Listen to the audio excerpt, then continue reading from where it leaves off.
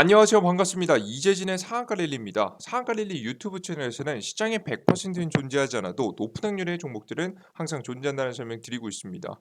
실제 하락장 속에서 무슨 종목이냐라고 말씀하시겠지만 최근 하락장 시장 속에서도 꾸준하게 여러분들께 좋은 종목들을 내어드리면서 욕심만 부리지 않아도 충분히 단기적인 수익들을 챙길 수 있다라고 설명을 드렸습니다. 실제 그것은 이재진 상한가 랠리 어플리케이션을 통해서 무료 어플리케이션이죠. 무료 어플리케이션을 통해서 꾸준히 추천 종목들을 드려왔고요. 분명히 손실난 종목, 손절친 종목들 분명히 존재하겠지만 분명히 높은 확률이 나올 수 있음을 보여드렸고 수익이 날 수 있음도 여러분께 말씀드렸습니다. 작게는 3%에서 많게는 50% 이상까지 날아간 종목들도 굉장히 많기 때문에 손절까지 감안하더라도 충분히 좋은 수익들이 날 수 있는 것이죠. 최근 시장에서도 여러분들께 이런 종목뿐만 아니라 시황들도 짚어드렸는데요. 수익 시장이 하락할 때 여러분들께 현금 비중 계속해서 올려놔라 반등할 때 올려놔라고 말씀드렸고 최근에도 추가 하락을 예고해 드리면서 제 영상 꾸준히 시청하신 분들 아시겠지만 시장에 제대로 대응하신 분들이 많으실 겁니다. 영상 시청하시면서 그나마 다행인데 못하신 분들이 굉장히 많아서 못하신 분들 꽤 있어서 너무나도 안타깝습니다. 제 영상을 처음 오늘 보시는 분들도 좀 안타깝습니다.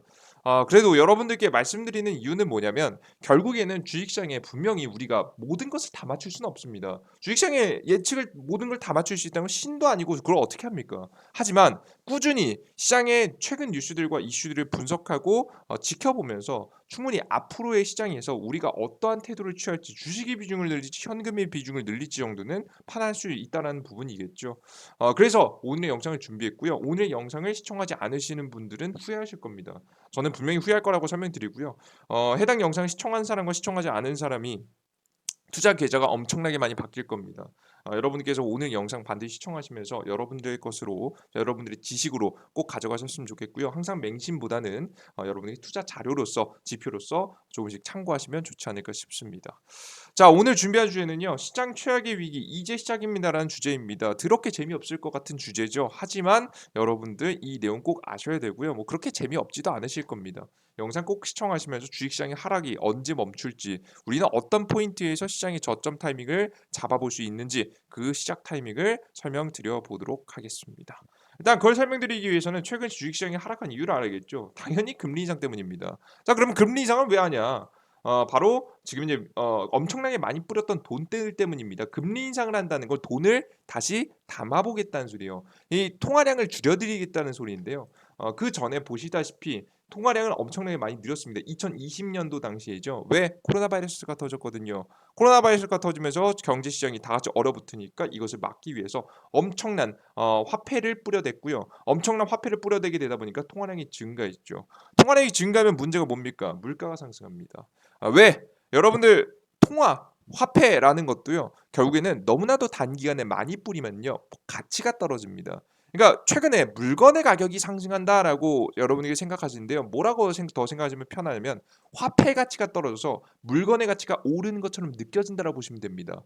옛날에는 1,000원에 빵을 한 개 샀다라고 하면 요즘에는 돈이 너무 흔하니까 돈을 너무 많이 단기간에 뿌려대니까 화폐 가치가 하락하면서 빵을 한 개 사기 위해서는 뭐가 필요한 거예요? 1,200원이 필요하게 된 거죠. 그래서 이렇게 되면 물건의 가치 20%까지 늘어난 것처럼 느껴지겠지만 사실상 이것은 화폐의 가치가 하락하면서 늘어난 현상이다라고 보시면 될 것 같습니다. 그죠? 이런 현상이 계속되게 되면서 계속해서 물가가 크게 상승이 나왔죠. 물가가 상승이 나오면서 이것을 막고자 지금 이제 계속 지금 이제 기준 물가가 계속해서 인플레이션이 계속되고 있기 때문에 이것을 막고자 금리 인상을 계속하겠다라고 이야기를 하고 있습니다. 근데 이건 표면적인 얘기예요.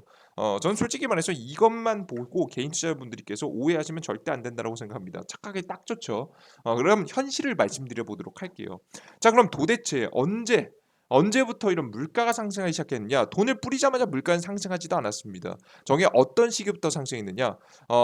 크게 물가에 영향을 끼치는 큰 요인은 두 가지 있는데요. 최근에 첫 번째 생산 능력과 통화량입니다. 생산 능력이라는 건 당연하죠. 옛날에 빵을 여러분 수요와 공급에 의해서 가격이 결정되는 건 아시죠? 옛날에 빵을 1,000개 정도 만들 수 있다라고 해봅시다. 그죠? 1,000개 정도 만드는데 하루당 하나 단가가 한 1,000원 정도에 1,000개 정도를 만들었어요.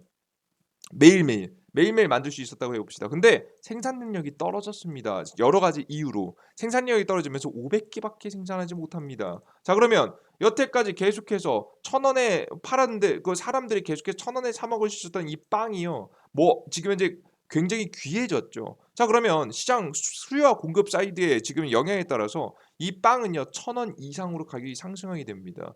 뭐 절대적인 비율에 따라 올라가는 건 아니기 때문에 여러분께 정확한 가격을 정해 드릴 수는 없겠지만 최소 못해도 1,000원 이상 되겠죠. 1,200원, 300원, 400원, 500원 정도의 가치를 가지게 될 가능성이 매우 높습니다. 그러니까 즉 전 세계에 빵을 원하는 사람들 숫자만큼 생산을 해 주고 그 생산량에 따라서 가격이 결정된다라고 보시면 될 것 같아요. 그래서 생산 능력도 굉장히 큰 영향을 주죠. 그리고 통화량 당연하죠. 사람들이 돈이 많아야 시중에 통화량이 많고 사람들이 통화량이 많다는 소리는 시중에 사람들이 돈이 많다는 얘기니까 돈이 많아야 물건을 구매하지 않겠습니까? 결국 수요와 공급의 원인에 의해서 지금 결국에는 물가가 정해지기 때문에 이 두 가지가 핵심 변동 요인이라고 보시면 될 것 같습니다. 자 그러면 물가가 최근에 물건의 가격이 상승하게 된 가장 큰 요인 중에 하나는 바로 뭐냐? 생산 능력이 떨어졌습니다. 비효율적인 생산이 시작됐다는 얘기죠. 원래 전 세계는 굉장히 효율적인 생산 체계를 가지고 있었습니다. 중국을 중심으로요. 중국을 중심으로 전 세계가 굉장히 효율적인 생산 체계를 가지고 있었는데 이제 냉전 시대라고 하죠. 중국이 너무나도 빠르게 성장하다 보니까 중국을 견제하기 위해서 미국이 다양한 규제를 때리기 시작합니다. 그 규제 중에 하나가 바로 뭡니까? 요런 규제죠. 미국 반도체법, 중국 추가 투자 금지, 중국에 공장을 짓지 말라는 정책을 펼치게 됩니다. TSMC도 삼성도 타격이다라는 내용인데요. 실제 반도체 공장을 짓지 말라는 얘기도 했고요. TSMC는 중국에 반도체를 수출할 수 없게 만들어 버렸습니다. TSMC가 반도체 기업인데요. 대만에 있는 반도체 기업이 중국에 반도체를 수출해서 중국은 그런 반도체를 기반으로 해서 다양한 전자 제품을 만들어서 다시 재조립해 가지고 전 세계 수출을 했었죠. 그래서 근데 이 TSMC가 더 이상 수출을 못하게 되면 중국은 반도체를 사들일 수 없게 되고요. 사들일 수 없는 중국은 사실상 혼자서 제대로 된 반도체를 생산할 능력이 대단히 없습니다. 뭐 요즘에 뭐 개발했다 뭐 했다 뭐 대단한 척 하는데요. 사실상 생산 능력을 맞출 수가 없습니다, 여러분들. 그렇게 TSMC 대만 제외하고는 단기간에 맞춰낼 수 없기 때문에 결국에는 중국은 당분간 제대로 된 제품을 생산할 수 없죠. 최근에 실제 보시면 5G 화웨이라는 중국의 기업이 있거든요. 5G 선점했던 기업이에요. 굉장히 효율 높은 제품들을 많이 생산해내고 만들었고 시장에 공급했던 기업인데요. 5G 생산 못했습니다. 4G, LTE로 여러분 역행했어요 시대가. 그죠? 이렇게 반도체 공급이 진행되지 않으면서 이런 문제가 터져버리게 된 겁니다. 그래서 그 덕에 삼성이 좀 어느 정도 이득을 봤었죠. 이렇게 굉장히 비효율적인 현상들이 벌어지게 되기 시작하는 겁니다. 각 국가들이 견제하기 시작하면서요. 실제 이것은 전기차에도 들어갔죠. 최근에 인플레이션 감축법이라고 하는데요. 사실상 중국 겨냥법입니다. 중국에 있는 지금 현재 소재라든가 다양한 광물들을 통해서 전기차 배터리라든가 다양한 재료들을 사용한 지금 현재 전기차들은요. 미국에서 전기차를 판매할 때 보조금을 주지 않겠다는 정책입니다. 그러니까 중국에 어떻게든 엮여 있는 자동차들은 우린 보조금 안 줄 거야. 너네 시장에서 자연스럽게 제외될 수 있도록 유도하는 정책입니다. 중국 때리기 정책이죠. 전형적인 그런 정책입니다. 그러니까 비효율적인 생산을 계속해서 유도하는 흐름들이 나와주고 있는 거죠. 특히나 이러한 것들이 굉장히 크게 벌어졌던 게 최근에 또 뭐가 있습니까? 러시아 지금의 전쟁이죠. 러시아 우크라이나 전쟁. 그를 통해서 러시아가 지금 유럽에 있는 가스를 딱 끊어버리지 않았겠습니까? 그죠? 석탄, 가스 다 끊게 되면서 역시나 생산에 엄청난 문제가 생깁니다. 공장이 안 돌아가거든요. 결국에는 전기를 생산해야 되는데 전기를 생산하는 게 원유, 천연가스, 그게 석탄으로 돌아가게 되는데 뭐 그에도 뭐 친환경이라든가 뭐 원전이라든가 이런 거 있겠지만 결국에는 이런 것들이 없으면 뭐 천연가스하고 여러분들 원유가 공급되지 않으면 공장은 돌아가지 않습니다. 제대로 돌아가지 않기 때문에 이런 문제가 생기게 되면서 역시나 제가 앞서서 말씀드렸듯이 비효율적인 생산이 시작됩니다. 비효율적인 생산이 시작되면 물건의 가격은 당연히 올라가겠죠. 생산 능력이 떨어지니까요. 그죠? 그래서 이런 문제 때문에 더욱더 물가가 굉장히 많이 상승했다라고 보시면 될 것 같습니다. 그럼 이 문제가 해결되지 않는 이상 물가는 잡힌다 안 잡힌다? 안 잡힌다. 자 그러면 여러분들 지금 금리 인상을 시켜서 물가를 잡겠다라고 하는데 잡히겠습니까? 안 잡힌다니까요, 여러분들. 이해되셨어요? 게다가 그럼 통화량도 굉장히 잘 통제했느냐? 통화량이라도 줄였느냐? 또 그렇지도 않습니다. 금리 인상했는데 통화량 줄어든 거 아닌가요? 예, 안 줄어듭니다. 왜 그런 거냐면 지금 금리가요. 제로 금리, 0% 금리 혹은 마이너스 금리인 기업 국가들도 있었죠. 제로 금리 수준에서 금리를 인상시켰습니다. 그러니까 제로 금리 수준이라는 것은 거의 여러분들 이자를 거의 내지 않는 수준이라는 거예요. 뭐 0.1%대, 2%대 금리도 굉장히 많았었죠. 이런 금리 상황에는요, 은행들인 바보가 아닙니다. 그럼 아무나 가가지고 이런 저금리로 대출을 받을 수 있었느냐? 아닙니다. 신용이 낮은 사람들은 절대 대출을 해주지 않았습니다. 그래서 저금리 시대에는요, 정말 신용도가 높고 이미 돈이 많은 사람이 돈을 더 꿀 수 있는 구조였어요. 자, 그런데 이렇게 제로금리 시대가 끝나고 슬슬 금리가 인상되기 시작하면요, 과거에 신용도가 낮아서 대출을 하지 못했던 사람들까지 대출을 받을 수 있는 현상들이 생겨버리게 되는 겁니다. 그래서 오히려 웃기게도요, 통화량이 줄어든다 안 줄어든다. 결국엔 중장기적으로 이 금리 인상이 5년이고 10년이고 장기화되면 최소 3년이라도 계속해서 장기화되면 물론 영향이 있겠죠. 하지만 적어도 1년, 2년 정도 단기간 정도 동안은 오히려 이런 시중의 통화량이 줄어들지 않는다. 왜? 분명히 금리 인상으로 흡수를 하는 통화량도 있긴 하지만 이렇게 과거의 신용도가 적어서 대출을 빌리지 못했던 사람들까지 대출을 받게 되면서 통화량이 예상했던 것보다 팍팍 줄어들지 않게 되는 겁니다. 자, 그러면 이걸 어디서 볼 수 있을까요? 그냥 이거 뇌피셜로 그냥 말로만 할 수는 없잖아요. 실제 미국의 통화량 지표를 보시면 알 수 있습니다. 2022년도 이번 연도 6월 달부터 3월 달부터 본격적으로 금리 인상을 했던 게 바로 누굽니까? 미국입니다. 자, 근데 지금 현재 미국의 2021년도, 2020년도, 2022년도부터 본격적으로 볼게요. 자, 정확하게 보여드리겠습니다. 여기 보시면 2022년도 3월 달부터 금리 인상 시작했죠. 계속 0.25에 있다가 금리 인상 시작한 게 2022년도 3월 달이죠. 3월 달부터 쭉 올렸습니다. 자, 과연 통화량은 어떻게 됐느냐? 여러분, 줄었습니까? 줄어들었어요? 여러분들? 오히려 2021년도보다 늘었죠.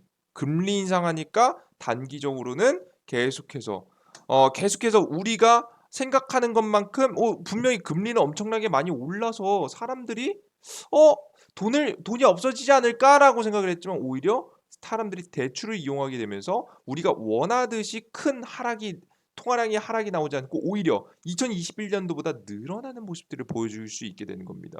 재밌죠? 그래서 이러한 우리가 생각하듯이 통화량이 줄어드는 효과는 지금 당장 나오지 않고 있는 거죠. 그러니 통화량도 통제 못해 심지어는 생산 체계에도 문제가 생겨라고 하면 여러분들 물가가 잡히겠습니까? 안 잡힌다니까요. 심지어는 웃긴 건 뭐냐면 금리 인상을 통해서 물가를 잡은 적은 지구 역사상 없습니다. 지구 역사 특히나 이런 자본주의 시대가 본격적으로 도래된 최근 100년 이래는 일어난 적이 없는 사건이에요. 이해되셨어요? 제대로 된 잠시 경제가 아예 망한다라는 분위기가 나오면서 잠깐 줄어드는 척 정도는 한 적은 있는데 근본적인 물가가 잡힌 적은 없습니다.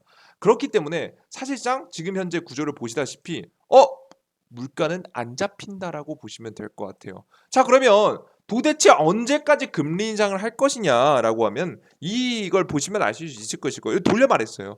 파월 고통 감수하고 금리 계속 올린다라는 내용이죠. 고통 감수한다라는 내용을 보면 좀 힘들 수 있겠다. 이미 지금 내가 고통을 겪고 있는데 좀 고통스럽네라고 내가 지금 느끼고 있는 고통이 이게 끝이겠지라고 생각하실 거예요. 하지만 이 파월이 말하는 이 고통은요. 무슨 고통이냐면 누군가가 한 명이 망할 때까지입니다. 이 우리가 생각했을 때 고통은요 살짝 내가 잠깐 발목 빈 정도를 하고 생각하시겠지만 지금 이 파울이 말했던 이 지금 고통은요 어떤 수준이냐면 골절입니다. 거의 생명의 위협이 들어가는 여러분들 사람이 죽을 수 있는 그 정도 수준, 나라가 망할 수 있는 수준, 누군가가 망할 때까지 금리 인상을 할 가능성이 매우 높다라고 바라보시면 될 것 같아요. 이 정도 수준까지 나와야 금리 인상이 멈출 겁니다. 자, 그러면 도대체 누가 망하냐? 누가 망하냐? 망할까요? 정말 망하는 수준까지 갈까요? 그런 분위기가 나올까요? 그럴까요? 라고 하시는데요. 실제 여러분들께서 최근 뉴스 제대로 보신 분들 아시죠? 이미 망하고 있잖아요. 파운드 폭락은 전형적인 금융위기 전조. 영국이 망해가고 있고요. 블룸버그 엔 위안 급락이 아시아 금융위기 재현 우려. 특히나 일본도 망해가고 있고요. 지금 현재 중국도 망해가고 있죠. 중국 부동산 위기 폭발에 전면적 경제 위기 망령 고조. 지금 현재 얘네도 망하기 직전이고요. 심지어는 이런 것이 누구까지 영향을 끼치기 시작하면 글로벌에서 사실 글로벌 경제 다 엮여 있죠. 채권 매수를 통해서 엮여 있기 때문에 이런 현재 상황에서 미국까지 영향을 받기 시작한다라고 한다면 우리가 과거에 봤던 리먼 브라더스 사건이라든가 지금 그때까지 그런 정도까지는 아니더라도 이런 미국의 채권을 이 다양한 국가들이 급하면 팔기 시작하겠죠. 이 강달러 현상이 지속되고 있으니까. 그래서 이런 현상을 통해서 계속해서 미국의 채권을 팔아제끼기 시작하면 미국의 신용 등급이 하락할 만한 가능성도 역시나 굉장히 높습니다. 그래서 미국까지 이러한 이 전 세계가 망해가는 분위기가 미국까지 영향을 끼칠 때 분명히 시간은 꽤 오래 걸릴 거라고 봅니다. 이런 영향이 끼친다라고 한다면 그때부터가 시장에 변화가 일어날 시점이라고 여러분들께 설명해 드려요. 우리가 정확한 시점을 분명히 알 수 없겠지만 여러분들께서 이해하고 보시면 우리가 주식시장이 언제쯤 저점을 잡히겠구나 정도는 아실 수 있겠죠. 그리고 실제 이런 현상이 머지 않았음을 확인하실 수가 있습니다. 여러분들 안 망했어요? 망한다 이게 뭐 남들 안 망한다는 얘기 망한다는 얘기 안 나오지 않았잖아요. 다 망했어요. 심지어는 지금 제가 불러드렸던 일본, 중국, 영국은요. 여러분들께서 전 세계에서 네로라고 하는 국가입니다. 그러니까 동네 깡패가 아니고요, 여러분들. 그냥 은행장들이 은행이 흔들리는 거예요. 이해되셨어요? 이렇게 비교하면 여러분께서 이해되시죠? 동네 일주권이 흔들리는 게 아니에요, 여러분들. 이게 전 세계 영향을 끼치고 경제에 영향을 끼치고 있는 한 부분을 담당하고 있는 은행들이 망해가고 있다는 점을 여러분들께서 참고하시면서 생각하시면 조금 더 와닿지 않을까 싶습니다. 이 은행들이 하나씩 하나씩 파산하면 미국이라는 지금 현재 중앙은행을 흔들어 버릴 수가 있겠죠. 그래서 우리는 이것이 그리 머지 않았음을 확인하시면 될 것 같고요. 이것은 저는 빠르면 내년도 초에도 분명히 다가올 수 있을 거라고 생각을 하고 있습니다. 생각보다 상황은 심각하고요. 가장 심각하다라고 생각되는 건 유럽입니다. 러시아가 에너지 공급을 아예 끊어버리게 되면서 굉장히 큰 문제가 터질 것으로 예상이 되니까 여러분들께서 유럽을 중점으로 지켜보시면서 문제를 기다리면 좋지 않을까라는 생각을 다시 한번 여러분께 전달해 드려 보도록 하겠습니다. 이해되셨죠?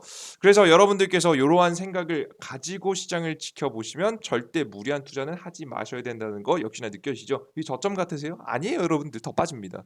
예, 더 빠지니까 현금 최대한 가지고 올 수 있는 거 가지고 계시고요. 현금아 내가 큰 손실이 아니라 마이너스 10% 이내라고 하신다면 현금 비중 늘리시는 것도 굉장히 괜찮은 전략이니까요. 현금 비중 늘려두시고 기다리셨다가 시장의 저점에 여러분에게 찍어갈 수 있었으면 좋겠습니다. 굉장히 안타깝게도 저는 해당 어플리케이션을 통해서 다양한 영상들과 어플리케이션을 통해서 여러분들께 여러 정보들을 전달해 드렸습니다. 근데 저라는 사람을 작년부터 알았으면 좋겠지만 적어도 뭐 전 대단한 사람은 절대 아닙니다만은 적어도 저랑 시장을 지켜보신 분들은 이런 하락장을 제대로 대응하면서 현금 비중을 늘려두셨어야 되는 건데 그러면 이 하락장이 그나마 대응할 수 있는 시장인데 대응하지 못하신 분들 너무나도 안타깝습니다. 일찍 여러분들께서 보셨더라면 라는 생각이 항상 들어요.